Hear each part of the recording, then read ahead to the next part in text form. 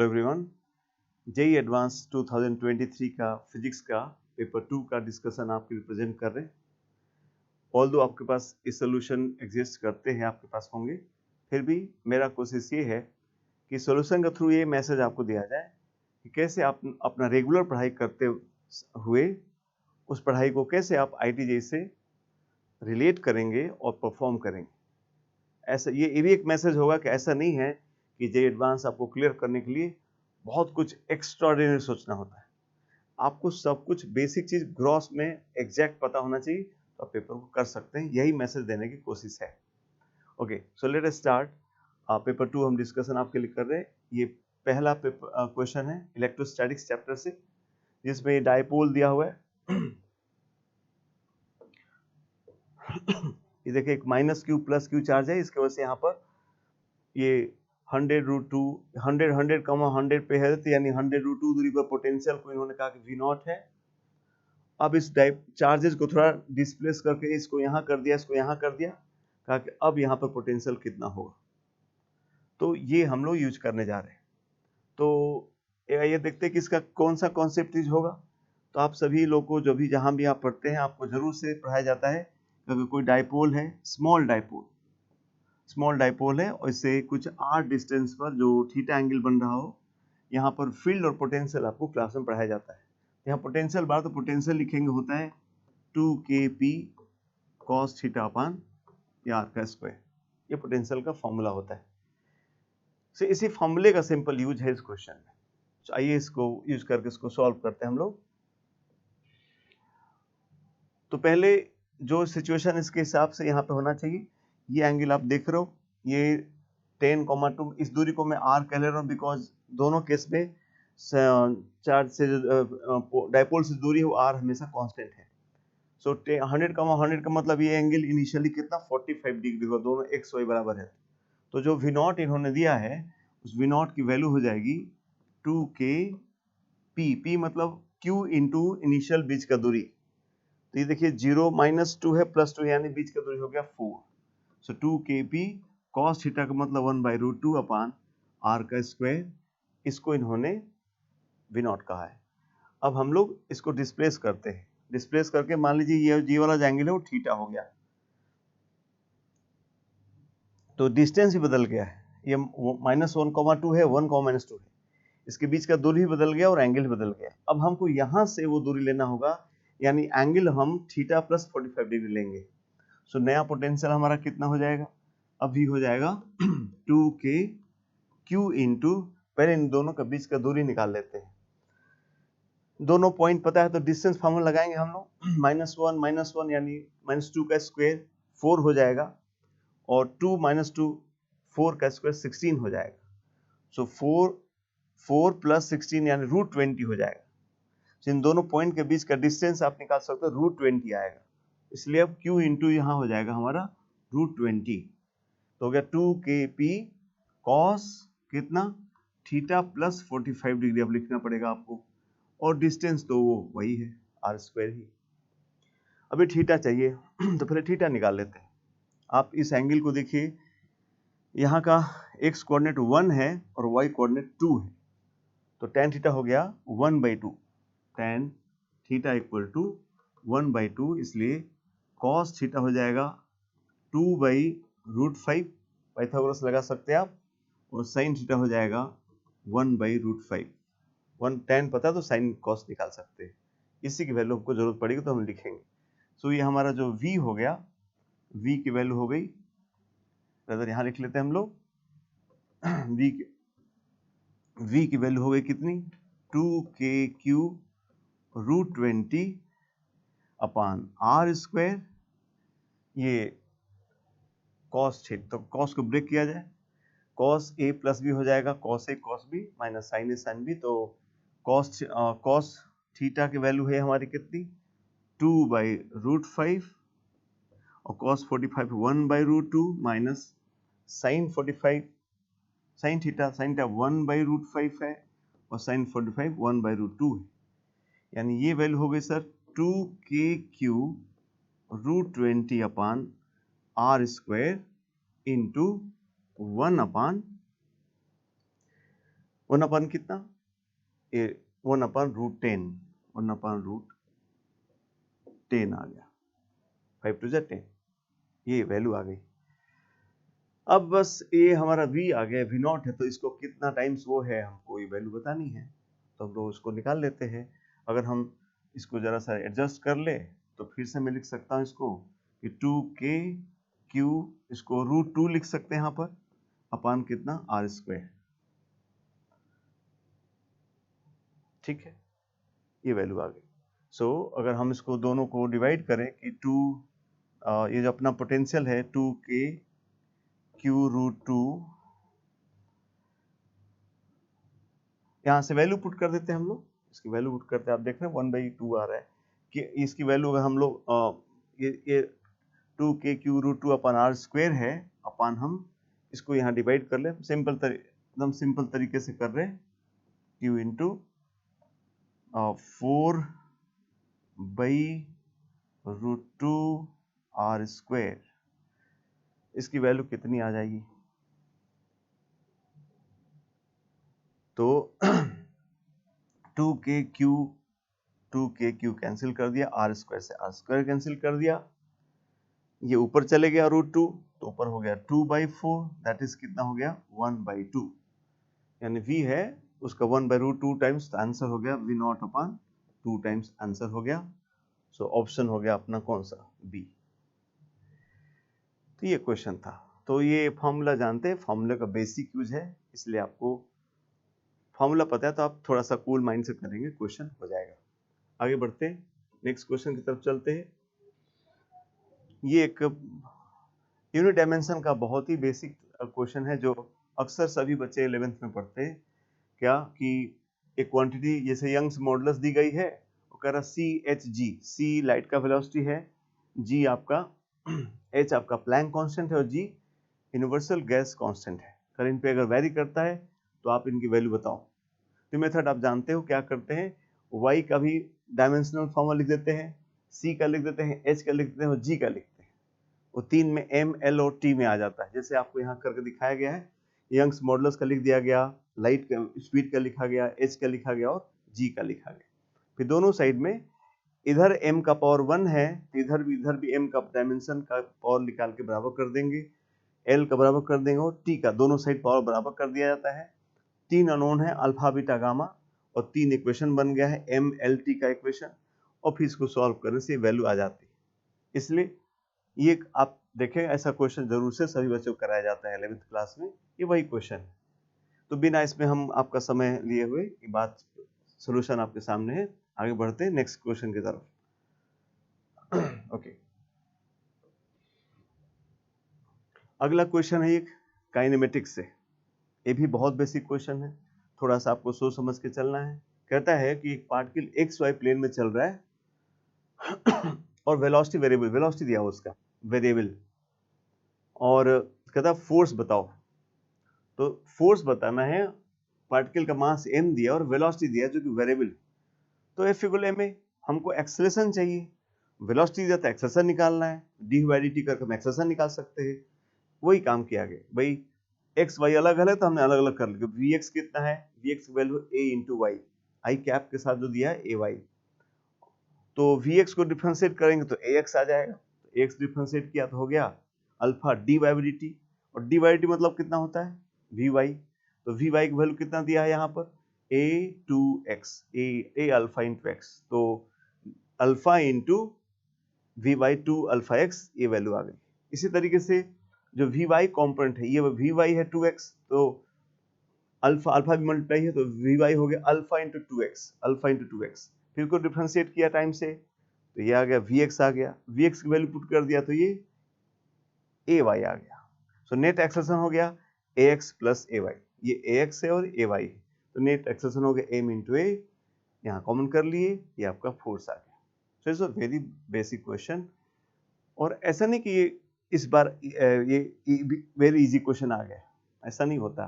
Paper में हर तरह question होते हैं, आपको सोचना है कि हाँ कौन क्वेश्चन कैसा है, कौन अटेम्प्ट करना, कौन ज़्यादा समय लेगा, कौन इजी हो जाएगा। और मेरा आपको सलाह है, क्वेश्चन आपको इजी लगता है तो वहाँ और कौशल में हो जाइए, बिकॉज उस इजी क्वेश्चन को आप गलत करने का अफोर्ड नहीं कर सकते, बिकॉज कुछ ऐसे भी क्वेश्चन हो सकते हैं जो वहां पे आप क्रैक ना कर सके। इसलिए इजी क्वेश्चन को बहुत कूल माइंड से करना चाहिए ताकि क्वेश्चन जरूर से सही हो। Okay, let us move to the next question.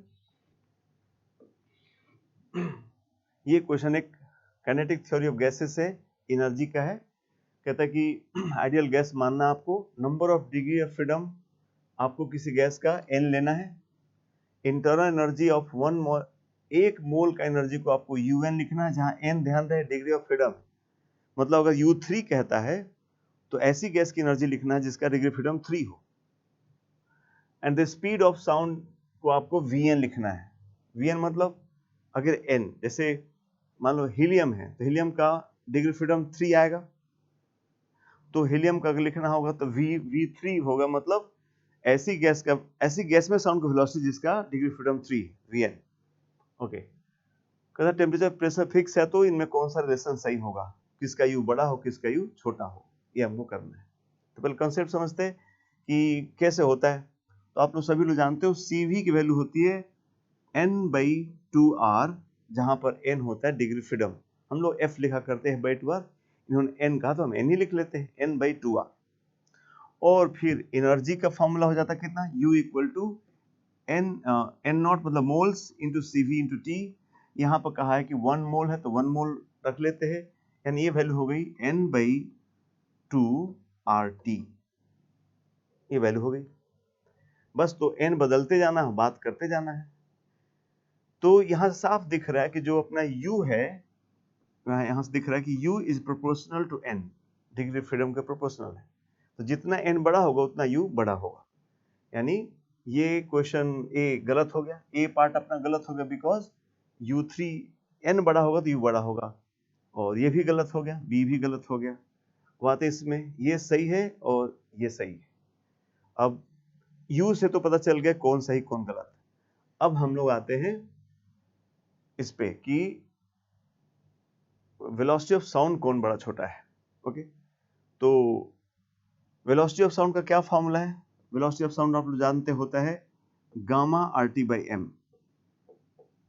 और गामा क्या होता है भाई? गामा होता है CP/CV।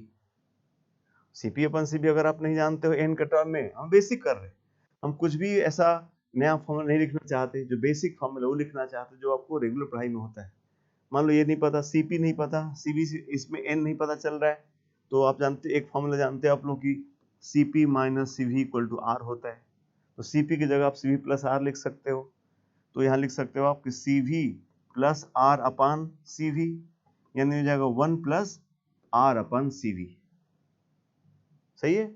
और CV की वैल्यू यहाँ से हम लोगों ने लिखा है n के टर्म में n/2r होता है, तो हो गया 1 plus R/n/2 into R, so it becomes 1 plus 2/n। ये गामा हो गया। बाकी RTM तो क्या है, कांस्टेंट है ये, यानी ये समझ में आ गया कि जिसका n बड़ा होगा उसकी वेलोसिटी छोटी आएगी। एनर्जी का ठीक उल्टा हो गया। तो बस बात खत्म हो गई, जिसका n छोटा उसकी वेलोसिटी बड़ी। जैसे यहाँ पे देखा जाए तो यहाँ 5 छोटा है, इसकी वेलोसिटी बड़ा दिया तो ये तो सही दिया हुआ है। यहाँ देखा जाए ये गलत दिया हुआ है, n छोटा होगा तो वेलोसिटी बड़ी होगी, तो ये भी गलत हो गया, इसलिए आंसर इसका सिर्फ C हुआ। ठीक है, तो आप देख लीजिए ये क्वेश्चन जेई ने पूछा है और एकदम बेसिक क्वेश्चन है। हाँ, हम लोग सॉल्व कर रहे हैं आज तो लग रहा है बेसिक है, बट एग्जाम में बच्चा करता है तो थोड़ा सा उसको प्रेशर रहता है। इसी चीज को खत्म करना है। आपको अपने पढ़ाई में पूर्ण विश्वास होना चाहिए कि यही इतनी बात होती है, और उस पर आपको प्रैक्टिस होना चाहिए ताकि उसमें कोई डेविएशन ना आए, वैरायटी थोड़ी पता हो, तो आप क्वेश्चंस कर सकते हैं। Okay, next let us move to the next question. ये रे ऑप्टिक्स का क्वेश्चन है। एक क्वेश्चन आया जिसमें थोड़ा अलग क्वेश्चन आया है। जो रेगुलर रे ऑप्टिक्स होता है कि लेंस मिरर दे दिया, फोकल लेंथ और ये सब निकालना है, उसे थोड़ा डिफरेंट इन्होंने पूछा। तो ये करने में क्वेश्चन बच्चों को दिक्कत हुआ, लेकिन आप क्वेश्चन को ध्यान से पढ़ते, इसमें हिंट भी दिया था। हमने जिन बच्चों से बात करी पेपर देने के बाद, उनको ये लग रहा सर कुछ ने तो किया, कुछ लोग थे कैसे स्टार्ट करें सर क्वेश्चन को, लेंस मिरर है नहीं, कोई फॉर्मूला पढ़ाया हुआ काम नहीं आएगा।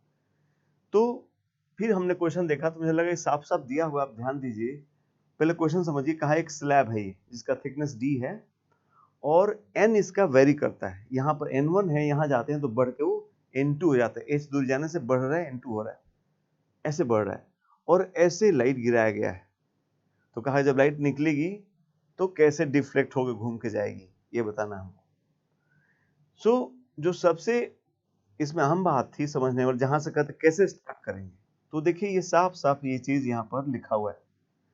ये जेई क्या करते, जेई पेपर का ही आपका एग्जैक्ट डायग्राम बना हुआ है आपके सामने।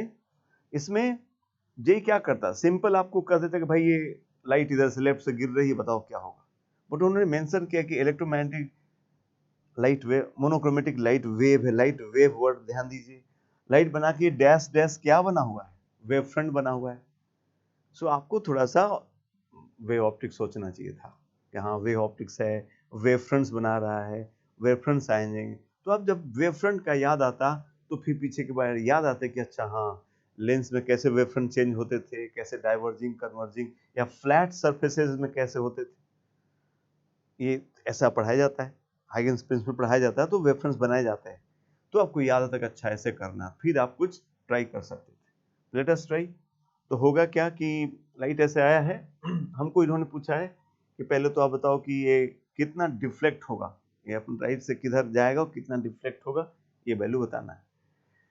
चलिए करते हैं। तो कैसे करेंगे, तो हमारे पास एक ये स्लैब हो गया ऐसा जिसका थिकनेस यहाँ d है और ये जो एक वेव यहाँ है, एक वेव यहाँ से आ रही है, तो इसको ऐसे सीधे पार करेगी। ये तो नॉर्मल है तो सीधे ही वेव जाएगी, यहाँ से रे आ रही है और यहाँ से रे आ रही है। सो क्या होगा, अब यहाँ पर कहा कि ये यहाँ के n1 है और यहाँ पर n2 है, तो क्या होगा, यहाँ n1 कम है, ऊपर ग्रोथ कहा कि हाइट h बढ़ने से, हाइट आपको h दिया जा रहा है वाला, h बढ़ने से n बढ़ रहा है और जानते हैं n बड़ा होगा तो वहाँ स्पीड कम होगा लाइट का। तो क्या होगा, जो ये लाइट यहाँ से निकलने में समय लगाएगी, वहाँ म्यू ज्यादा है तो वहाँ स्पीड स्लो हो जाएगा और ये जल्दी से बाहर आ जाएगी। यानी जब तक ये यहाँ आएगी तब तक ये बाहर आके यहाँ थोड़ा और आगे बढ़ जाएगी, अभी ये इनका ये यहीं पे पहुंचेगी नहीं।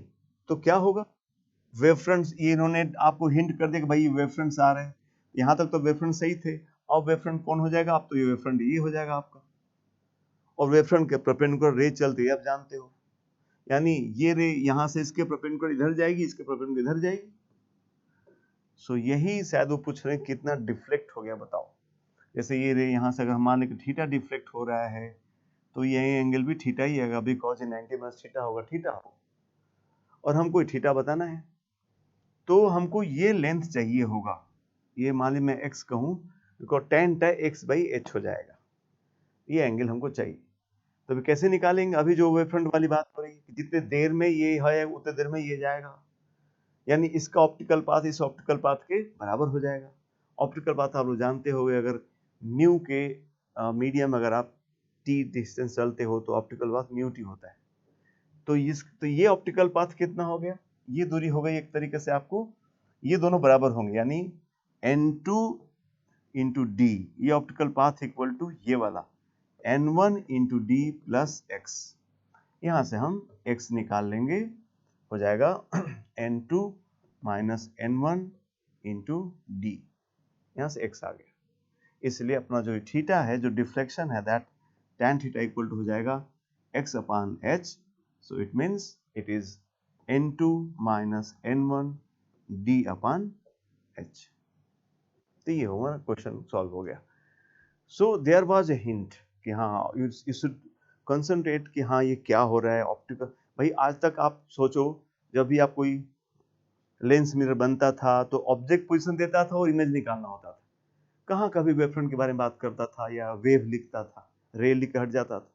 सो दिस इज द क्लू। सो आप क्वेश्चन को बहुत ही ध्यान से पढ़िए, क्या दिया, कैसे दिया, क्या कनेक्ट, तो यू विल कनेक्ट, आपका पीछे पढ़ाई से कनेक्ट हो जाएगा। सो ऐसे इस क्वेश्चन को करना था। तो इस क्वेश्चन का आंसर कौन कौन हो गया, एक तो ये डिफ्लेक्शन आ गया अपना कि n2 माइनस n1 ये b हो जाएगा, ये तो गड़बड़ हो गया, डिफ्लेक्ट तो हो ही रहा है। और क्या डिफ्लेक्शन है depends upon n2 minus n1 and not on the individual value of n1। बात सही है। आंसर सामने से डिफरेंस पे ही डिपेंड करेगा, डिफरेंस के हिसाब से वो टर्न होगा, इसलिए दोनों ऑप्शन सही हैं, बी और डी। ठीक है, चलिए अगला क्वेश्चन हम लोग करते हैं।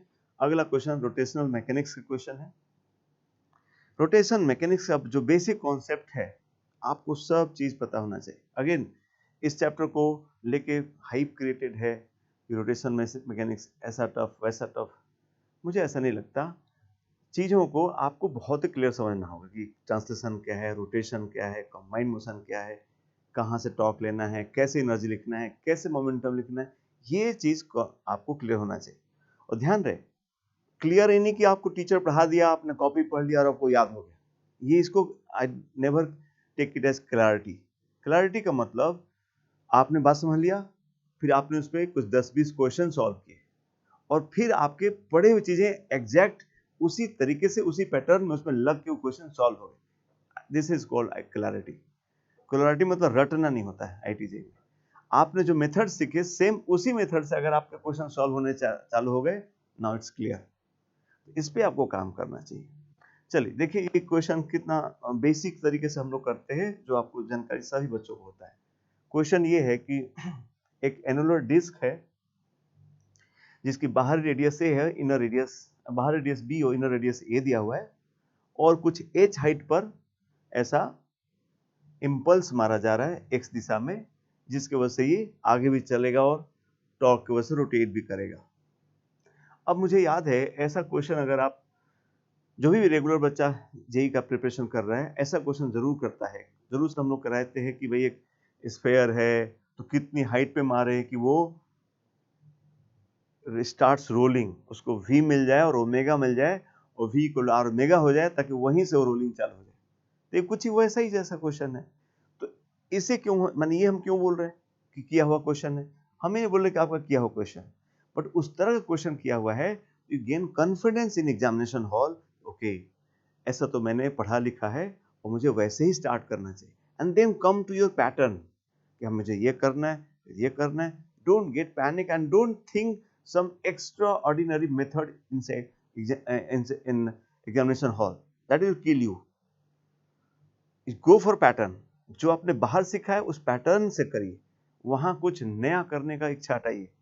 जो पढ़ा है उसको, that is a day of performance, that is not a day of trial. So आपको इस बात पे ध्यान रखना चाहिए। ओके सो चलिए इसको करते हैं हम लोग। तो कहा कि ऐसा किया और h हाइट पर हिट करने से हो रहा है, कह रहा जब h इक्वल hm है तो ये रोल्स विदाउट स्लिपिंग होना चालू हो जाता है, यानी v भी मिलता है और ओमेगा मिलता है, v equal to R omega हो जाता है, रोलिंग चालू हो जाती है। तो कह रहा ये सब ऑप्शंस के हिसाब से अपने क्वेश्चंस कीजिए। पहला देखिए कहता है mu equal to mu is not zero, मतलब यहाँ रफ है, हो रफ है तो, और a equal to zero, a equal to zero मतलब ये अंदर वाला जीरो मतलब पूरे अंदर भरा हो, यानी पूरा डिस्क हो गई। तो कह रहा है h की वैल्यू बताइए, कितना मारने से रोलिंग चालू होगा, फिर a की जगह b लिख दिया है, तो मतलब इसका हमको ये hm निकालना है। तो पहले हम hm निकालने के लिए ट्राई करते हैं। तो जो आपने जो आप पढ़े होंगे उसके हिसाब से करते हैं हम लोग कि कोई भी ऐसा हमारे पास एक सर्कुलर बॉडी है जो ऐसा सरफेस पर रखी है, और हमको सेंटर से कुछ सेंटर की लेवल से हम कुछ ऊपर में ऐसा यहाँ पर हमने जे इम्पल्स मारा, जिसके वजह से इसको वेलोसिटी v मिल जाता है और ऐसा ओमेगा इसको मिल जाता है।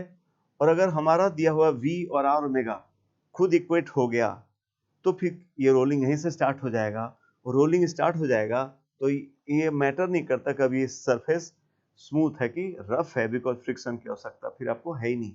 स्मूथ हो तो भी ठीक है, रफ है तो भी ठीक, फ्रिक्शन की जरूरत ही नहीं।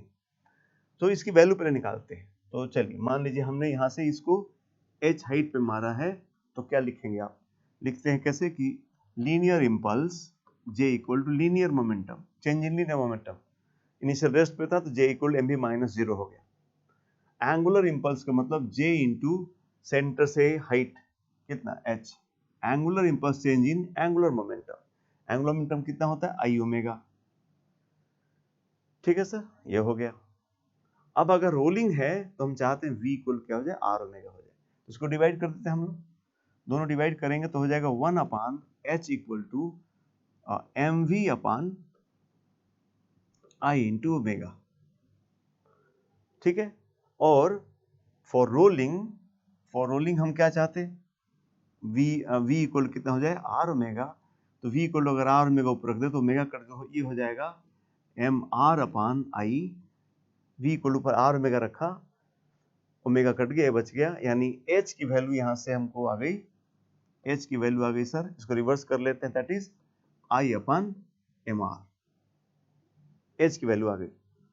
अब वो डिफरेंट बॉडीज कह करके हमसे h निकलवा रहे हैं। जैसे पहला ऑप्शन देखे थे आप था कि a 0 है यानी प्योर डिस्क है, तो पहला जो ऑप्शन था उसके लिए अगर डिस्क हो तो डिस्क का यहाँ पर वैल्यू पुट करेंगे हम, तो उसको HM कहा गया कि डिस्क के लिए बताइए, तो I की वैल्यू लिखने जा रहे हैं हम लोग mr square by 2 upon mr, so it becomes r by 2। तो पहला क्वेश्चन जरा देखा जाए क्या था। तो इसमें था, पहला ऑप्शन था कि अगर a 0 यानी डिस्क है तो ये b by 2, b was radius, तो ये ऑप्शन सही हो गया। हम लोग अभी आया h equal to r by 2, यहाँ b बाई 2 दिया हुआ है, सही। दूसरा आता है कि म्यू में फ्रिक्शन हो, a इक्वल टू b हो जाए, a इक्वल टू b हो जाए, मतलब ये खाली जगह सरफेस तक हो जाए, यानी अंदर पूरा खाली हो, तो इट्स बिकम्स अ रिंग। तो रिंग का कर दिया जाए, तो हम लोग वहां चला जाए, फिर से रिंग का निकाल दिया जाए। तो b है रिंग के लिए, तो b का रिंग का कितना हो जाएगा, रिंग का i लिख देंगे हम लोग, रिंग होता है कितना, mr square upon mr, so it becomes कितना r। सो देखा जाए वो सही है, ऑप्शन दिया है कि नहीं दिया है, तो सही दिया है, h इक्वल b दिया है, तो b ऑप्शन भी सही है। अब कहता कि HM पे मारे हैं, मतलब रोलिंग हो रहा है, और initial angular velocity does not depend upon the inner radius a। ये कैसे भाई, तो देखा जाए हम लोग सोल्यूशन में क्या कह रहा है कि अगर रोलिंग हो रहा है तो इनर रेडियस कैसे कोई फर्क नहीं पड़ रहा है। तो रोलिंग हो रहा है तो हमको j फिक्स दिया उन्होंने, तो j मारा जा रहा है, तो ऑब्वियस दिख रहा है कि अगर हम v निकाल, अगर ये रोलिंग हो रहा है तो आपको j इक्वल टू क्या रहा है, v equal j by m आएगा हमेशा। इंपल्स मारेंगे भाई, बड़ा इंपल्स मारेंगे तो बड़ी वेलोसिटी होगा, छोटा इंपल्स होगा तो छोटी होगी। रोलिंग अगर हो रहा है तो कहाँ मारना चाहिए, ये उन्होंने कहा कि हम जहां मारना चाहिए वही मार रहे हैं, h इक्वल h m पे ही मार रहे हैं, तो ओके भाई, तब भी पूछ रहे हो तो लीजिए आंसर होगा j by m, which is independent of r, a और b, सो ऑप्शन भी सही है, इसलिए हमारा चले तो सी भी सही हो गया।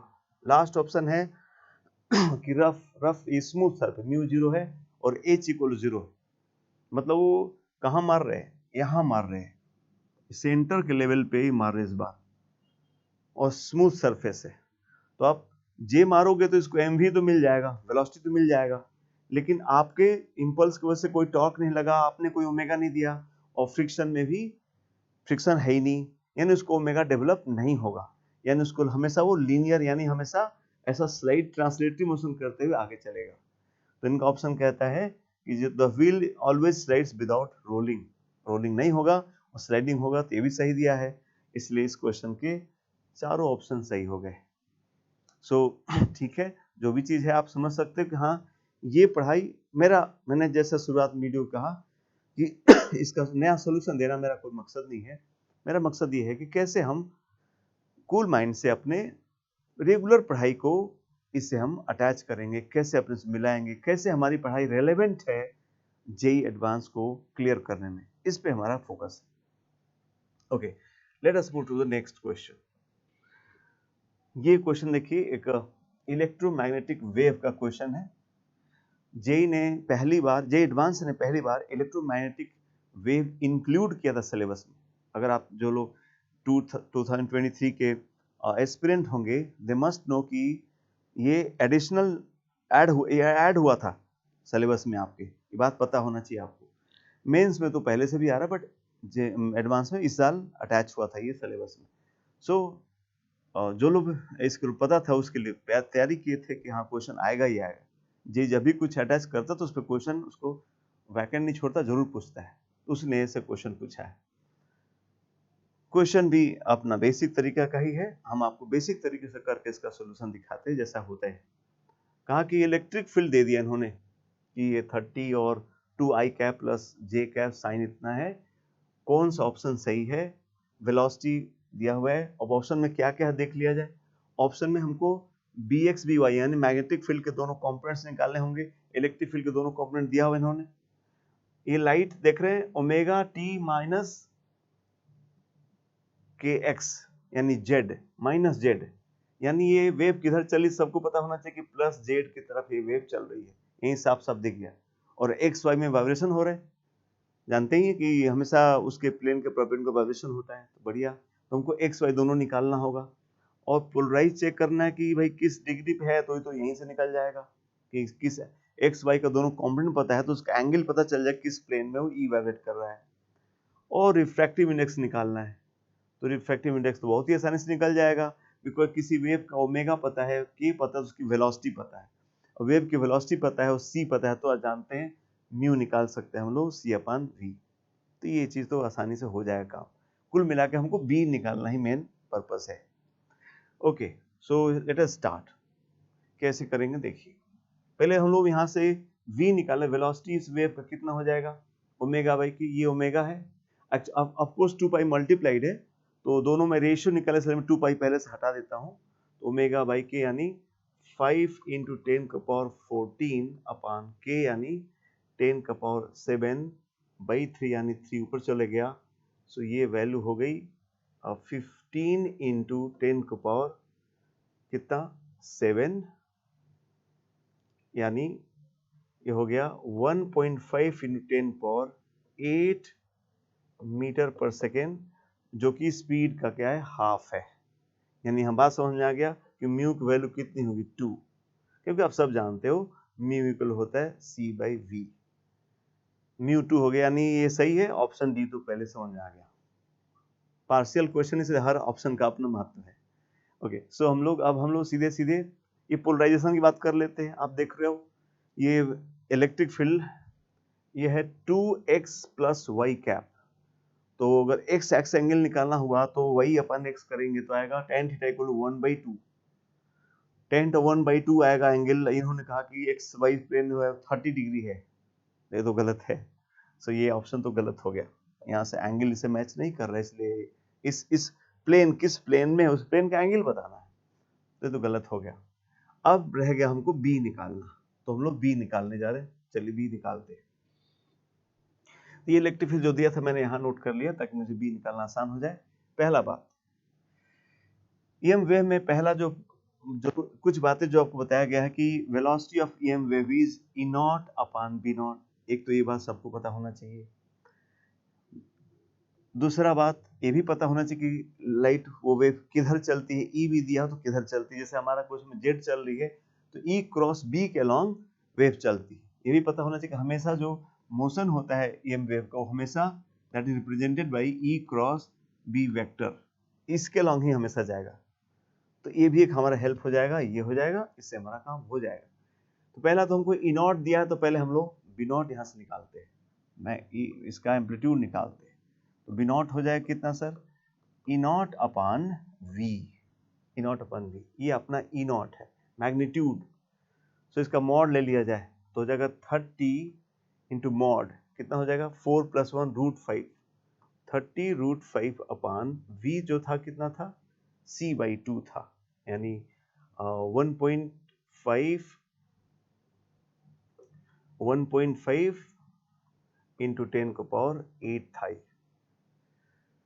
ठीक है, या c/2 लिख लेते हैं थोड़ी देर के लिए, c/2 लिख लेते हैं, तो ये हो जाएगा कितना, चलिए जो लिख लेते हैं, तो कितना हो जाएगा, ये 20 ऊपर हो जाएगा, 20 √5 × 10⁻⁻8, ये टेस्ला इतना हमारा मैग्नेटिक फील्ड का एम्पलीट्यूड हो गया। ओके, लेकिन एम्पलीट्यूड और एक जानकारी मैंने यहाँ लिखी थी आपके लिए, एक जानकारी यहाँ लिखी थी किधर वेव चलता है, जैसे कि जेड में चल रहा तो इधर होना चाहिए, क्रॉस बी जेड में आना चाहिए। और तीसरा जानकारी था कि साइन जो इलेक्ट्रिक फील्ड मैग्नेटिक फील्ड हमेशा सेम फेज में वाइब्रेट करते हैं, यानी जो ये फेज है, ये पूरा फेज है दोनों का सेम होना चाहिए। तो मुझे तो पहले आगे सॉल्व करने से, एज ए एग्जाम की अगर बात करें, तो मुझे पहले फेज चेक कर लेना चाहिए क्या फेज इन्होंने सब में सेम दिया है या नहीं। तो आप देखिए, जे एडवांस आपसे फिजिक्स चाहता है, देखिए उन्होंने सारे फेज जैसे था वैसा दोनों ऑप्शन में सेम दिया है। यानी आपको बस अब एम्पलीट्यूड निकाल, हम लोग दो कर चुके, एम्पलीट्यूड अगर निकल गया कि x में कितना है और y में कितना है, bx by लिखा है तो अपना काम हो जाएगा। तो डायरेक्शन, अब मेन डायरेक्शन की बात रह गई। चलिए डायरेक्शन में दिमाग लगाते हैं। मैंने कहा कि जो वेलोसिटी है वो e क्रॉस b के लॉन्ग होता है, यानी जो वेलोसिटी वेक्टर होगा वो डायरेक्टेड होगा e क्रॉस b करेंगे तो हमको v मिलेगा। तो अगर आपको ये मान लीजिए इसके फॉर्मूले होते हैं, बट हम लोग कहते हैं कि बेसिक बातें से उससे ही सॉल्व, कुछ नया या एक्स्ट्रा जानने की कोई जरूरत नहीं। E क्रॉस B करने से C मिलता है, तो आपको ये याद आना चाहिए कि हाँ ऐसा तो कर सकते हैं, ये E है और ये इसको B कर रहे हैं तो ये C मिल गया, V मिल गया, मतलब ये डायरेक्शन मुझे मिल गया। E क्रॉस B करने से मुझे V मिल रहा है, तो मैं B निकाल सकता हूँ कि V क्रॉस E करूंगा तो B मिलेगा, ये तो आप जानते ही हो। तो ऐसा कर लो, छोड़ो कि क्या इक्वेशन है क्या नहीं, मैं उसी से कर लेता हूँ कि V E cross B gives us V, so V cross E will give you B and so on, E cross B will give you V and so on, है ना। so हम लोग B का डायरेक्शन निकाल, B का magnitude पता है मेरे को, अब डायरेक्शन चाहिए मेरे को, तो मैं क्या कर लूं, क्या कर लूं, V क्रॉस E कर लूं। V क्रॉस E कर लूंगा तो मुझे B का डायरेक्शन निकल जाएगा, तो मैं वही करने जा रहा हूं। तो V का डायरेक्शन मुझे पता है कि वे मेरा Z में जा रहा है, तो मैं उसको लिख लेता हूं क्या, K कैप, ये V का डायरेक्शन हो गया, क्रॉस किसका, E कैप। तो E कैप तो यहां दिया हुआ है कितना, और 2i प्लस j। अभी सब लिख लेते हैं, फिर इसके मॉड से डिवाइड कर देंगे तो यूनिट वेक्टर आ जाएगा, तो अभी तो बस ऐसे निकाल लेते हैं। इसको क्रॉस किया जाए तो कितना आएगा, k क्रॉस i। अब ये भी आप जानते हो कि आप कैसे पढ़े हो कि i cross j gives you k, वही चीज मैंने यहां रिलेट कर दिया कि k क्रॉस i क्या देगा, k क्रॉस i देगा आपको j, यानी कितना हो गया ये सर, 2j। और k क्रॉस j क्या देगा, k क्रॉस क्या देगा, minus i, it becomes minus i। इधर मैग्नेटिक फील्ड होगा, तो और क्या कर ले हम लोग, इसको यूनिट वेक्टर बना ले इसका डायरेक्शन निकालने के लिए। Direction of b cap, b इसका हो जाएगा 2j cap minus i cap upon √5। ये हो गया हमारा डायरेक्शन। इसलिए आंसर की तरफ हम लोग बढ़ गए, हमारा इसका मैग्नीट्यूड पता है, इसका डायरेक्शन पता है, तो बी वेक्टर कितना होगा sir, magnitude and direction multiply करेंगे, √5 कैंसिल हो जाएगा, तो हो जाएगा 20 इंटू 10 को पावर -8 कॉमा, अब ब्रैकेट में 2i माइनस j, और बाकी sign of the same phase, phase पे तो सोचना ही नहीं, सेम फेज होगा। ये हमारा आंसर हो गया। तो अगर j में बोलेगा तो ये 2 टाइम्स 20 40 हो जाएगा, और अगर x में बोलेगा ये 2j था, सॉरी ये 2j था और ये i था, ये i है और ये j। तो i में है -20 10 पर -8 और j में है 40। So let us go to the options, क्या था हमको दिया, तो x में दिया है हमारा -8 था, -7 तो सही है ये वैल्यू, ये bx तो सही हो गया, और यहाँ होगा 2 दिया, गलत हो गया, यहाँ पे 4 होना चाहिए था। सो ये ऑप्शन गलत हो गया। सो इसके दो ऑप्शन सही हो गए, ए और डी। सो देखिए हमने जो क्वेश्चन किया, कोई और नया कॉन्सेप्ट नहीं बताया आपको, होते हैं कॉन्सेप्ट्स, बट एक बच्चे का पर्सपेक्टिव से, एक स्टूडेंट का पर्सपेक्टिव से, जो उसकी जनरल पढ़ाई, उससे भी क्वेश्चन सॉल्व किए जा सकते हैं, बशर्ते कि आपको वो चीजें एग्जैक्ट क्लियर पता, तो आप कर सकते हो। Okay, let us move to the next, करते हैं question number 8। Again we have a question from rotational mechanics. देखिए ये एक कॉइन है जिसको हम लोग ऐसा, जो टॉस होता है वो सब फ्लिप करते हैं, वो कॉइन है। इसका रेडियस दिया है इन्होंने, रेडियस दिया हुआ है 4/3 सेंटीमीटर, और यहाँ पर एक ऐसा इम्पल्स मारा जा रहा है r/2 पे, ये आर है, r/2 मारा जाए, r/2 पे इम्पल्स मारा जा रहा है, जिसकी वजह से ये क्या होगा, इम्पल्स लगा तो ऊपर वेलोसिटी भी गेन करेगा और ऐसा रोटेट भी हो जाएगा इम्पल्स लगेगा। तो वही उन्होंने कहा कि भाई इतना इम्पल्स मारा गया है जिसकी वजह से ऊपर जाता है, और जब ऊपर जाके वापस इसी पोजीशन पे चले आता है तब तक ये कुल n रोटेशंस घूम लेता है। तो आपको n की वैल्यू बतानी है, ठीक है। ओके, सो लेट अस सॉल्व।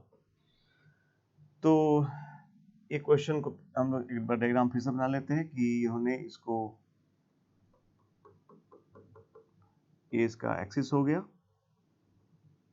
यहां से इम्पल्स लगा है, सो जिसकी वजह से इसको वेलोसिटी v मिल रहा है और इसको ओमेगा एंगुलर वेलोसिटी इसके अबाउट ऐसा ओमेगा मिल जा रहा है। इम्पल्स यहाँ लगा है, जे इम्पल्स दिया है, जे की वैल्यू भी दे रखा है इन्होंने।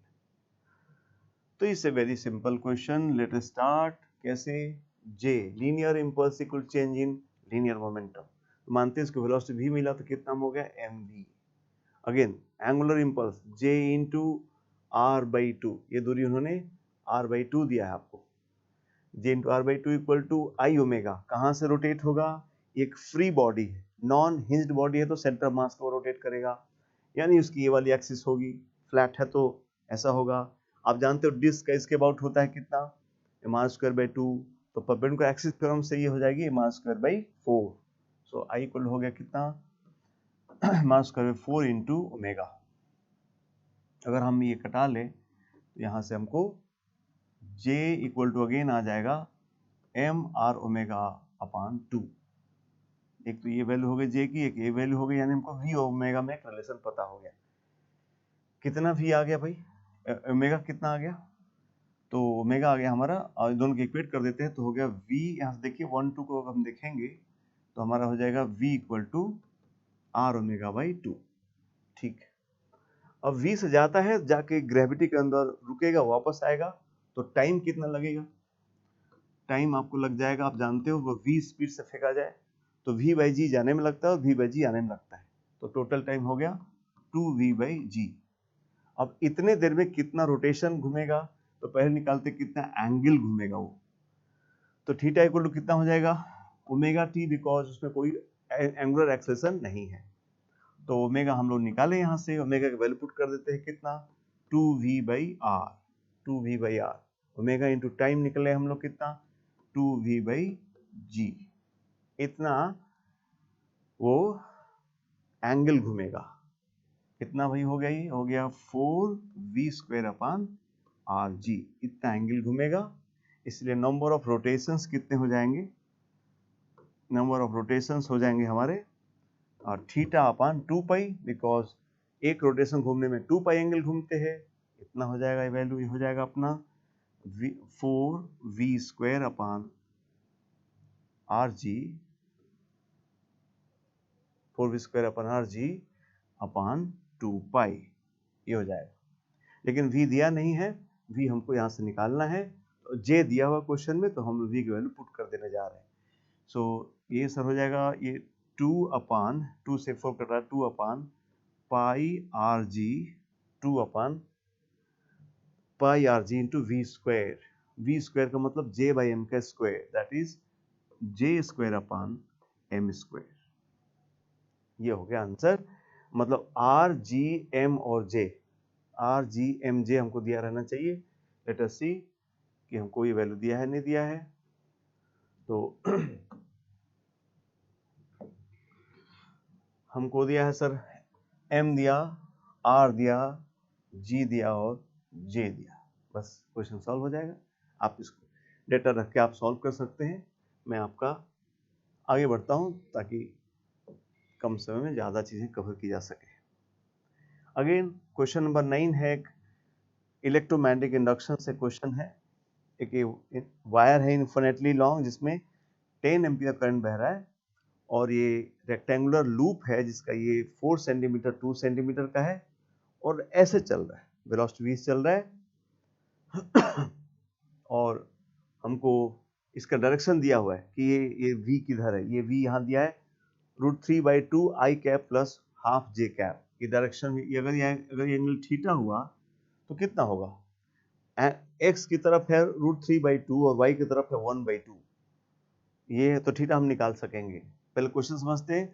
ये वायर हो गया, इसकी मोशन हो रहा है, कंडक्शन है, और इसके अंदर इन्होंने इसका पूरे वायर लूप का रेजिस्टेंस दिया इन्होंने 0.1 ओम, और इसके वजह से उन्होंने पूछा है कि अगर ऐसा चलने से इसमें 10 माइक्रो एम्पियर का करंट इंड्यूस होगा तो किस स्पीड से हम इसको चला रहे हैं, वेलोसिटी बताना है। ये क्वेश्चन तो जो भी जेई का प्रिपरेशन करने वाला बच्चा है उसको पता है कि ये क्वेश्चन सब लोग पढ़ते हो। वायर होता है तो ऐसे चलाते हैं, ऐसे चलाते हैं, ये वही क्वेश्चन जेई ने दोनों दे दिया। और जो लोग पढ़े वो भी जानते हो कि वायर के पैरेलल चलाने से कोई इंडक्शन नहीं होने वाला है, बिकॉज इसमें फ्लक्स में कोई चेंज नहीं आएगा। तो वी को रिजॉल्व कर लेते पहले हम लोग। तो हमारा इधर कॉस में आने वाला है √3/2 यानी 30 डिग्री होगा, तभी साइन का हाफ आएगा। ये बहुत क्लियर बात लिखा कि 30 डिग्री लिखा हुआ कुल मिला के। और इसके इस मोशन का कोई इफेक्ट नहीं होने वाला, जो भी होगा इससे दूर जाने से ही होगा। यानी इस वायर में जो इंडक्शन होगा वही नेट इंडक्शन आएगा। 4 सेंटीमीटर में कोई इंडक्शन नहीं होगा। और वायर के पास में मैग्नेटिक फील्ड स्ट्रांग होता है, इसलिए यहाँ ईएमएफ स्ट्रांगर होगा यहाँ के कंपैरिजन में। इसलिए यहाँ का ईएमएफ निकाला जाए, यहाँ का निकाला जाए और दोनों घटा दिया जाए, आंसर सिंपल आ जाएगा। चलिए तो आंसर लिखते हैं हम लोग। ईएमएफ इक्वल टू BVL जानते होंगे आप लोग। तो यहाँ का पहले इस नीचे वाला लिख रहे हैं, वहाँ का B हो जाएगा μ0 इंटू I, कैपिटल I मतलब 10 एम्पियर, μ0 I अपन 2 पाई D, ये D दिया हुआ है 2 पाई D। B हो गया इंटू V का इधर वाला कॉम्पोनेंट साइन थीटा, वेलोसिटी हमको बताना है इसलिए V छोड़ देते हैं, तो हो गया V साइन थीटा।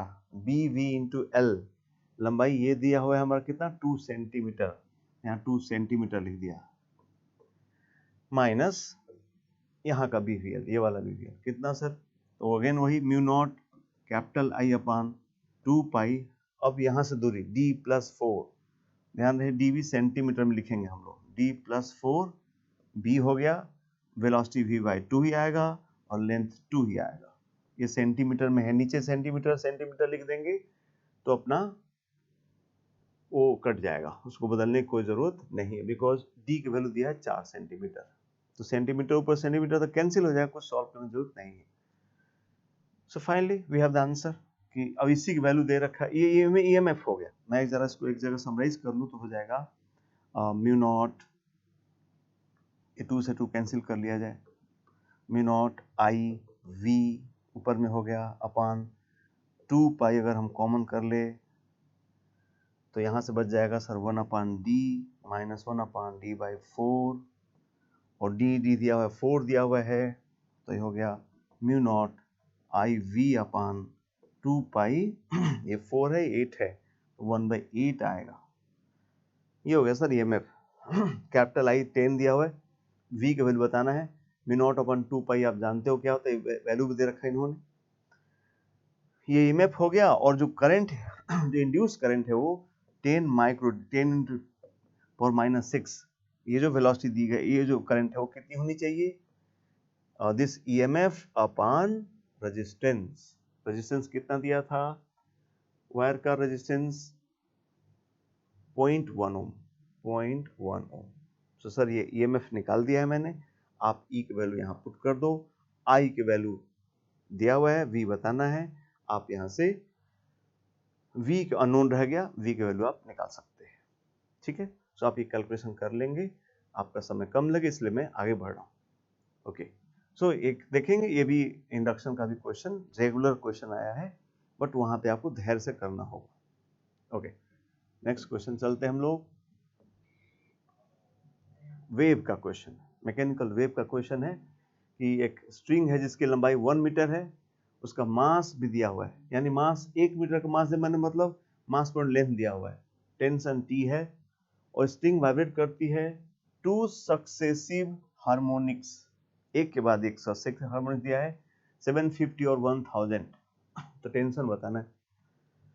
सक्सेसिव होना चाहिए तो मुझे क्या करना चाहिए, पहले इन दोनों का HCF निकालना चाहिए, हाईएस्ट कॉमन फैक्टर, तब पता चलेगा वो कौन सी हार्मोनिक्स है।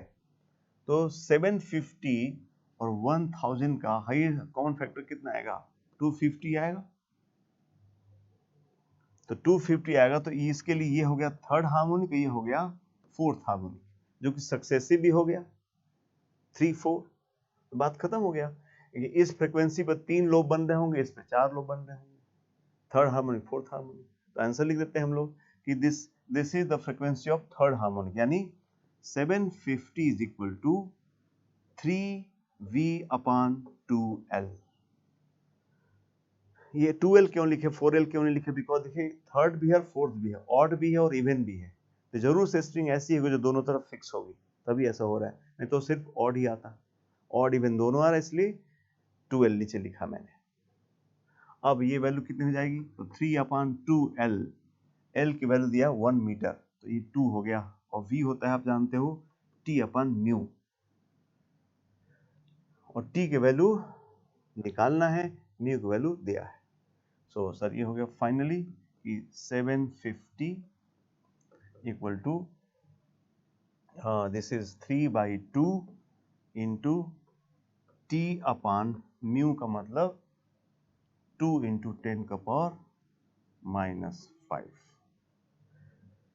यहां से आप दोनों साइड के स्क्वायर कर लीजिए और T निकाल लीजिए, T की वैल्यू आ जाएगी। ठीक बात, ये हुआ वेव का क्वेश्चन आया 10 नंबर। नेक्स्ट क्वेश्चन करते हैं हम लोग 11 नंबर क्वेश्चन। एक सरफेस टेंशन से क्वेश्चन है, ये कैपिलरी दिख रही है, लिक्विड दिख रहा है। तो ये क्वेश्चन आप लोग पहले करते थे कि डुबा देंगे तो H का फॉर्मूला होता था 2T cos θ/ρRg, सीधे फॉर्मूला होता था। बट जेई ने क्या किया, इसमें एक पिस्टन यहाँ लगा दिया और हवा को ऊपर से कंप्रेस कर दिया ताकि प्रेशर बढ़ जाए, प्रेशर बढ़ेगा तो शायद हाइट और बढ़ जाए। ये क्वेश्चन कहा कि बताओ अब कितनी हाइट चढ़ेगी, पहले तो उतना चढ़ता था, अब कितना चढ़ेगा। तो अगेन इसमें अब आपका नजर फोकस पिस्टन पे चल गया कि पिस्टन हो तो क्या करेंगे, ऐसा करेंगे, नहीं, फ्लूइड पर रखिए, कैपिलरी पर रखिए, कैपिलरी तो पढ़े ना, उसके कॉन्सेप्ट पकड़े रहेंगे तो क्वेश्चन हो जाएगा, तो उस पर नजर रखिए। देखिए कैसा करते हैं आपके लिए हम, क्या क्या दिया हमको देखा जाए तो कैपिलरी का हमारे पास रेडियस दे दिया है, अच्छी बात। फिर क्या दिया कि जो जो एयर का वॉल्यूम पहले V0 था, जो ओरिजिनल वॉल्यूम V0 था, उसको कंप्रेस करके इन्होंने थोड़ा कम कर दिया, तो हमारा प्रेशर भी पहले से यहाँ बढ़ गया होगा, ये भी सही है, प्रेशर हम लोग निकाल लेंगे। और सब सरफेस टेंशन दिया है, एटमॉस्फेरिक प्रेशर दिया है, एक्सेशन जी दिया है, वाटर का लिक्विड का डेंसिटी दिया है, कांटेक्ट एंगल 0 डिग्री दिया है, बढ़िया। तो हम लोग इसके चक्कर में नहीं पड़ा जाए, अपने हम लोग इसका कॉन्सेप्ट पे आ जाए, कैसे हम लोग लगाते हैं कॉन्सेप्ट इसका। तो मैं दूसरे ढंग से करता हूँ, सिंपल ढंग से। ये जो कैपिलरी है, मैं यहाँ एक डायग्राम बना रहा हूँ सर आपके लिए, ये यहाँ तक चढ़ गई है और ये आपका यहाँ तक लिक्विड है। तो पहले इससे समझते हैं, यहाँ तो एयर है, तो यहाँ प्रेशर कितना होगा, P0, P0 मतलब मैं बोल रहा हूँ एटमॉस्फेरिक प्रेशर, ये दिया हुआ है P0 हो गया, और थीटा 0 है तो जो मेनिस्कस का रेडियस है वही पाइप का रेडियस होगा, नहीं? तो यहाँ का प्रेशर कितना, यहाँ का प्रेशर कितना हो जाएगा, तो आपको ये पढ़ाया गया होगा कि अगर मेनिस्कस है तो उसका सेंटर साइड में प्रेशर ज्यादा होता है, एक्सेस प्रेशर होता है 2T/R, तो वो एक्सेस है वो तो P0 है, तो नीचे आएंगे तो कितना हो जाएगा, P0 माइनस 2T/R, यहाँ का प्रेशर हो गया। अब यहाँ से H नीचे जाते हैं तो ये जो लिक्विड है उसका प्रेशर बढ़ेगा, तो हमारे लिक्विड के अंदर कितना प्रेशर होना चाहिए, तो होना चाहिए यहाँ का प्रेशर प्लस रो GH, यानी P0 माइनस 2T/R प्लस रो GH, ये वाला H यहाँ होना चाहिए। यहाँ मैंने कहाँ का, यहाँ का प्रेशर निकाल लिया, ठीक है, यहाँ का प्रेशर आ गया, तो यहाँ का प्रेशर आ गया वही। अब इस लेवल पर तो एक प्रेशर होगा, तो पाइप के अंदर प्रेशर पता है तो यहाँ का प्रेशर हमको बराबर कर देना होगा, यानी हमको यहाँ का प्रेशर निकाल के इस प्रेशर के बराबर कर देना है। अब यहाँ का प्रेशर कैसे आएगा, तो पहले वॉल्यूम V0 था तो प्रेशर एटमॉस्फेरिक प्रेशर रहा होगा, और कंप्रेस किया है इन्होंने आइसोथर्मली। ये भी जरूरी है कि भाई किस प्रोसेस से किया है, आइसोथर्मली किया है, T कांस्टेंट रखा है, तो क्या होगा P1 V1 equal to P2 V2, तो पहले P नॉट था, V नॉट था, अब नया प्रेशर P हो गया और नया वॉल्यूम हो गया 100 V नॉट अपान 101, यानी नया प्रेशर यहाँ का पता चल गया हम लोग को कि वो है V नॉट से V नॉट कैंसिल हो गया सर ये, तो यहाँ का नया प्रेशर हो गया हमारा 101 अपान 100 P नॉट, यहाँ का प्रेशर होना चाहिए। और ये हम लोग एयर में का निकाले, वो इधर लिक्विड के निकालने से वैल्यू आ रही है P not minus 2T/R plus row GH। अब देखिए हमको क्या क्या निकालना है, अगर हम सबको उधर कर दे, उस साइड कर दे, तो हमारा रो GH कितना हो जाएगा, रो GH इक्वल हो जाएगा 2T/R इधर आ जाएगा और 101 अपन 100 P नॉट घटाएंगे तो आ जाएगा प्लस P नॉट अपान 101, ये वैल्यू आ जाएगी सॉरी 100 बस। तो हमको क्या निकालना है, H निकालना है।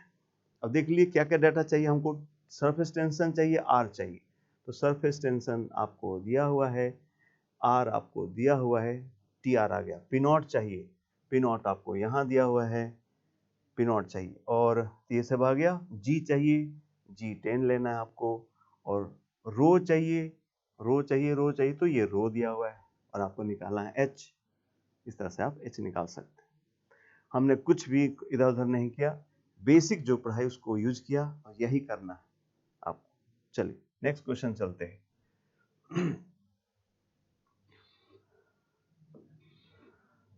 नेक्स्ट क्वेश्चन एक रेडियो एक्टिविटी का क्वेश्चन है। कहता है कि रेडियो एक्टिव प्रोसेस चल रहा है, उसमें एक्टिविटी ये होता है और n नंबर होता है। Two radio sources S1 S2 have same activity, initial दोनों की एक्टिविटी सेम है और कुछ देर बाद उनकी एक्टिविटी S1 S2 हो जाती है। S1 S2 की हो जाती है, S1 की A1 हो जाती है, S2 की A2 हो जाती है। कह रहा है S1 S2 just completed third and seventh half life. जो S1 है वो 3 हाफ लाइफ गुजारता है और S2 7 हाफ लाइफ गुजारता है, तो उनकी एक्टिविटीज A1 A2 हो जाते हैं, उनका रेशियो बताओ। तो मुझे उम्मीद है, पूरा विश्वास है कि सभी बच्चे पढ़ते हैं कि अगर after n half lives activity becomes initial activity upon 2 to the power n। सभी लोग बच्चे पढ़ते हैं, वही सिंपल सा कॉन्सेप्ट हो गया। तो बोले सर A1 कितना हुआ, A1 हुआ A0 इंटू 2 के पावर 3, बिकॉज पहले ने 3 हाफ लाइफ गुजारे हैं, और A2 हो गया A0 अपान 2 के पावर 7, उसने 7 हाफ लाइफ गुजारे हैं और दोनों का रेशियो पूछा है।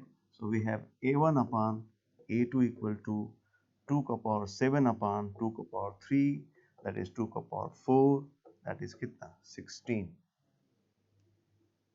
है कि नहीं। बहुत बेसिक क्वेश्चन पूछा, बढ़िया। नेक्स्ट क्वेश्चन आते हैं, ये थर्मोडायनेमिक्स का क्वेश्चन है। थर्मोडायनेमिक क्वेश्चन है और ऐसा सब ग्राफ बनाया है, दो ग्राफ बनाया है, कुछ पूछा है। ऐसे क्वेश्चन में देखते बच्चे पहले ही देखते बाप रे दो ग्राफ है, मैं कैसे करूंगा, ये क्या होगा, कितना सोचना पड़ेगा। अरे भाई अब आपको क्या करना है, एग्जामिनेशन में कौन सा टेम्परामेंट चाहिए। क्या आपने कभी साइक्लिक प्रोसेस देखे हैं इससे पहले? हाँ देखे हैं। क्या उसका वर्क निकालना जानते हैं? हाँ जानते हैं। ग्राफ उसका पीवी वीटी सब समझते हैं। सो दिस क्वेश्चन डिजर्व्स कि आप एकदम शांत भाव से उसको एक बार पढ़ें, फिर देखा जाएगा होगा कि नहीं होगा, है कि नहीं। ये जरूरी है एग्जामिनेशन हॉल। चलिए देखते हैं क्या कहा कि इसमें 2 साइकिल बनाया है 1 और 2, और साइकिल 1 में कह रहा है कि ये 4 प्रोसेसेज हैं, पी भी ग्राफ है, आइसोबारिक ये आइसोबारिक है, ये कर्व वाला है आइसोथर्मल प्रोसेस है, ये आइसोबारिक है, आइसोकोरिक है। अच्छा भाई ठीक है भाई, ये दे दिया। और आपने साइकिल 2 बनाया, इसमें क्या कहा आपने कि A डैश है आइसोथर्मल, बढ़िया, ये भी आइसोथर्मल है। और ये तो साफ दिख रहा है कि वॉल्यूम कांस्टेंट, प्रेशर कांस्टेंट, सब ठीक है भाई, आपने डाटा दे बढ़िया। अब क्या पूछ रहे हो आप, वर्क डन ड्यूरिंग साइकिल, इसका साइकिल का वर्क निकालना है, W1 कहना है, और 2 में इस साइकिल का वर्क निकालना, उसको W2 कहना, ठीक है। और क्या निकालना मुझे, रेशियो। अब बताइए, आइसोकोरिक, आइसोबारिक, आइसोथर्मल, 3 प्रोसेस जो सारा बच्चा पढ़ता है, उसके वर्क निकालने। आपको साइक्लिक प्रोसेस से क्या लेना देना है? सारा डेटा दे रखा है, तो आपको यहाँ बहुत काम होने की जरूरत है, क्लास में शांत होने की जरूरत है कि हाँ भाई ये पढ़े तो हम निकालते हैं, निकालेंगे, आंसर आएगा, निकालते हैं सर। W1 इसमें आई, इसका वर्क निकालते हैं। तो सिंस इसका वॉल्यूम कांस्टेंट है तो जानते हो वर्क 0 होता है, इसमें वर्क होगा नहीं। इधर आ जाओ, कौन सा प्रोसेस है? आइसोबारिक। वर्क क्या होता है? P delta V। P कितना है यहाँ पर? 4P0 इंटू डेल्टा V कितना हुआ? V0 से 2V0 हो गया, यानी V0 बढ़ा, तो इसका वर्क हो गया। अब आ जाता है आइसोथर्मल प्रोसेस। आइसोथर्मल प्रोसेस क्या वर्क क्या होता है? P1 V1 log V2 by V1। अब यहाँ तो जरूरी है, पैनिक नहीं होंगे तो फॉर्मूले भी याद आएंगे। अगर आप पैनिक हो जाओगे तो फॉर्मूला सब वहां पे हवा हो जाएगा, सबको शांत रहने की जरूरत है। सो PV and log V2 by V1, चाहे P1 V1 को P2 V2 इनिशियल कर लो, फाइनल को NRT कर लो, कुछ कर लो, जो कर लो, उनको PV दिया इसलिए PV बोल रहे। तो चलो यहाँ का क्या हुआ? 4P0 2V0, यानी कितना हो गया sir? 8P0 V0 PV ln V2 by V1, ln V2, यहाँ 4V है और यहाँ पर V है, सॉरी 2V है यहाँ से, तो हो गया ln 4V0 अपॉन 2V0 कितना हुआ? 2। इसका वर्क हो गया। अब इसका वर्क का ये आइसोकोरिक प्रोसेस, वॉल्यूम कम कर रहा है तो वर्क डन क्या होगा? नेगेटिव होगा। कितना होगा? P delta V। यहाँ का प्रेशर कितना है? 2P0। वॉल्यूम कितना चेंज हुआ? 4V0 था, V0 हो गया, 3V0 का कमी आई, इसलिए हो गया 3V0 हो गया। सो W1 निकल गया। अब W2 निकाला जाए, इसका वर्क निकाला जाए। चलिए बोलिए, तो इस प्रोसेस में तो 0 होगा, कांस्टेंट वॉल्यूम है। अब यहाँ आइए, इसमें वर्क, ये भी क्या है? आइसोथर्मल, कहा दोबारा भी होगा, तो बोलिए क्या करेंगे? P0 V0, सो W2 लिख रहे हैं हम लोग, यहाँ का P0 V0 4P0 V0 into ln V2 by V1 2V0 upon V0, ये भी होगा ln 2। ये हो गया वर्क डन। इसका वर्क डन क्या होगा? वॉल्यूम कांस्टेंट है, वर्क डन 0 होगा। ये आ जाइए आइसोबारिक, वॉल्यूम कम हो रहा है तो माइनस होगा। कितना होगा? P delta V। P कितना है यहाँ पर? P0। डेल्टा V कितना हुआ? 2V0 से V0 हो गया, तो V0 हो गया। ये हो गया सर। सो ये W1 है, W2 है, कहा कि आप इन दोनों का रेशियो निकालो। अब आप समझ सकते हो, इसको डिवाइड करना है, आप कर लेंगे, वो अलग, उसमें कोई इशू नहीं है। मेन चीज है कि हम एग्जामिनेशन में कैसे उसको कैरी करते हैं, इसलिए आप इन चीजों को देख के आपको विश्वास जगेगा कि पढ़ाई जैसे कर रहे हैं, उस जो हम पढ़ रहे हैं वो हमको परफेक्ट क्लियर होना चाहिए, हड़बड़ाने से नहीं होता। आगे बढ़ते, 14 हो गया। नेक्स्ट क्वेश्चन आता है अपना 15। ये 14 एक डॉपलर इफेक्ट क्वेश्चन है। कहता है कि दो सोर्स हैं आपके पास, दोनों की नेचुरल फ्रीक्वेंसी 656 है। ये दो सोर्स हैं, नेचुरल फ्रीक्वेंसी इसका 650, एक O पे है, दूसरा S2 पे है। बढ़िया। और कह रहा कि S2 मूव्स एंटी क्लॉकवाइज, ये ऐसे चल सकता है। बढ़िया। कितना स्पीड से? 4√2 से, सर्कुलर पाथ है, और 3 पॉइंट दिया हुआ PQR, बहुत बढ़िया। Such that PQR diametrically opposite, P और R डायमेट्रिक अपोजिट है, अच्छी बात है। व्हेन Q ये यहाँ Q is equi distance from them, ये यहाँ पे Q क्या है? ठीक यहाँ पे। Sound detector is placed at P, ये आपका डिटेक्ट, ये ऑब्जर्वर, यहाँ पे आपका ऑब्जर्वर है। बढ़िया। Placed at P, source S1 can move along OP, S1 इस पे चल सकता है, ठीक बात है भाई। वेलोसिटी ऑफ साउंड आपको 324 लेना है, और बताना है कि when S2 is emitting sound at Q, S2 जब Q पे है तो आपको बताना frequency measured by the detector. Okay sir. So क्या कहा इन्होंने कि हमारा जो सोर्स है वो यहाँ पे है और ऑब्जर्वर अपना यहाँ पे है, और आप जानते हो ये सर्कुलर चला तो टेंजेंट के लॉन्ग चलेगा, कितना? 4√2 इन्होंने दिया, वेलोसिटी दिया है। वो कह रहा कि जब ये फ्रीक्वेंसी इतने का निकालता तो ये तो रेस्ट पे है, तो कितना फ्रीक्वेंसी सुनेगा। तो अब जानते हो कि हम क्या करना है, इसको हमको लाइन ज्वाइन करना है सोर्स और ऑब्जर्वर को, और इस वक्त इसकी वेलोसिटी मुझे इधर की चाहिए। ये टेंजेंट अलोंग है, ये एंगल 45 से ये 45 होगा, इसको रिजॉल्व करेंगे, ये आ जाएगा 4 मीटर पर सेकेंड। 4√2 cos 45 4 मीटर पर सेकेंड। तो एक तरीके से सोर्स दूर जा रहा है 4 से और ऑब्जर्वर रेस्ट पे है। ऑब्जर्व फ्रीक्वेंसी हो जाएगा f0 यानी कितना 656 इंटू साउंड की वेलोसिटी 324, ऑब्जर्वर की वेलोसिटी रेस्ट है और सोर्स इससे दूर जा रहा है तो फ्रीक्वेंसी घटेगी, इसलिए डिनोमिनेटर में हम क्या करेंगे, प्लस करेंगे कितने का, 4 का। सोर्स दूर जा रहा है, फ्रीक्वेंसी घटेगी तो वहां वेलोसिटी प्लस vs हो जाएगा। एक सिंपल सा क्वेश्चन आया, क्वेश्चन नंबर 14। क्वेश्चन नंबर 15, ये सेम क्वेश्चन पैसेज वाला क्वेश्चन है, वो क्वेश्चन 1 था, क्वेश्चन 2 था। यही क्या करता है कि सिंस आपका ऑनलाइन एग्जाम है तो स्क्रीन पे बार बार पीछे जाना पड़ेगा, इसलिए वो सेम क्वेश्चन दोबारा पेस्ट करते वो लोग, ताकि क्वेश्चन पढ़ने आपको पीछे ना जाना पड़े। तो क्वेश्चन वही है, डेटा वही है, क्वेश्चन बदल दिया है। क्या बताइए 15 में, consider both sources emitting sound, दोनों सोर्स ऑफ साउंड निकाल रहे हैं। ओके भाई, S2 is eight R, S2 अब R पे पहुंच गया है, तो हम लोग डायग्राम अपना बना लेते हैं, बिकॉज वो डायग्राम तो शुरुआत का था हमारा। कहा कि S2 यहाँ पे है, S2 यहाँ पे है, R पे है। S1 approaches the detector, S1 कहाँ था, यहाँ था, वो डिटेक्टर की तरफ चलने लगा। S1 कितने स्पीड से चला भाई डिटेक्टर, विद स्पीड ऑफ 4, ये 4 से ऑब्जर्वर की तरफ चलने लगा। Beat frequency measured by the detector,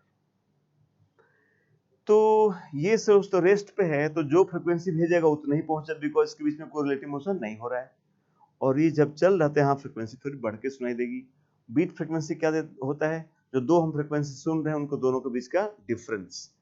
सो बताया जाए तो पहले निकालते कि ये इसके द्वारा जो साउंड छोड़ा जाएगा यहाँ कितना सुनाई देगा। तो ऑब्जर्व फ्रीक्वेंसी हो जाएगी, अगेन नेचुरल फ्रीक्वेंसी है 656, velocity of sound 324, observer at rest, source approaching, पास आ रहा है तो फ्रीक्वेंसी बढ़ेगी, बढ़ेगी तो आप क्या करोगे, नीचे में सब्ट्रैक्ट करोगे 4 का, 4 से आ रहा है 4 घट गया, इतनी फ्रीक्वेंसी तो उसको इसकी सुनाई देगी। कितनी हो जाएगी वैसे ही, 656 इंटू 324 अपान 320, 4 घट गया, ये हर्ट्ज इसकी सुनाई दी, और इसका वाला तो रेस्ट है तो सेम सुनाई देगी, इसलिए बीट फ्रीक्वेंसी अपना हो जाएगा डेल्टा एफ कितना हो जाएगा सर, इस बड़ी में से छोटी हटा देंगे यानी 656 इंटू 324 अपान 320 माइनस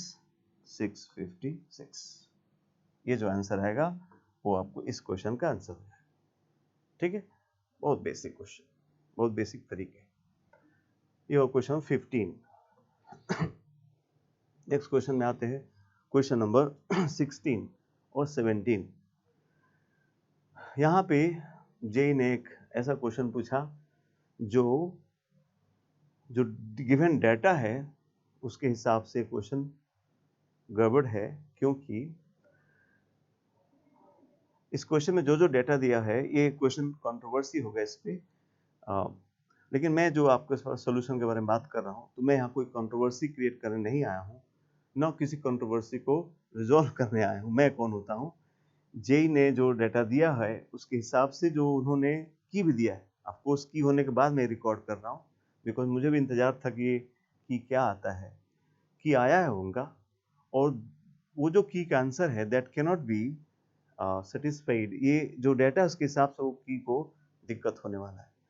सो ये जो दो सेम पैसेज है, एक ये क्वेश्चन है और एक 17 नंबर क्वेश्चन है जिसमें दूसरी बात पूछी गई है। तो मैं एक काम करता हूँ, जब मुझे लग रहा है कि जो की है जेई ने जो दिया है वो अप्रोप्रिएट नहीं है, उसका वजह सिर्फ ये हाइट है। एक्चुअली ये 9 मीटर हाइट की चिमनी है, क्वेश्चन कुछ ऐसा कि एक 9 मीटर हाइट की चिमनी है और 1 मीटर का ही फर्नेस है, जिसमें इधर से हवा सक किया जाएगा, एटमॉस्फेरिक एयर, और यहाँ पे उसको गर्म किया जाएगा।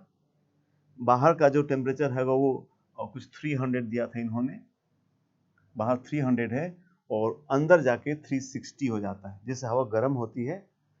और लेकिन उन्होंने कहा कि आप एक काम करिए, जो बाहर का डेंसिटी था वो अंदर भी वही डेंसिटी लीजिए, जिसकी वजह से अंदर प्रेशर थोड़ा चेंज हो रहा है, प्रेशर कम हो जाएगा, जिसकी वजह से ये कर रहे हैं कि बाहर से प्रेशर ज़्यादा है। प्रेशर भी प्रेशर भी अंदर दोनों क्या लेना है, सेम लेना है, प्रेशर आपका सेम ही लेना है। तो डेंसिटी बदल जाएगी, यहाँ का डेंसिटी अलग है एयर का, तो यहाँ यहाँ का टेम्परेचर अलग है, यहाँ का टेम्परेचर अलग है। तो प्रेशर कांस्टेंट आप जानते हो कि P इक्वल होता है dr pm equal P into m equal to dRT, आप पढ़े होंगे। तो एयर का मॉलिक्यूलर वेट में चेंज नहीं होना है, R कांस्टेंट है।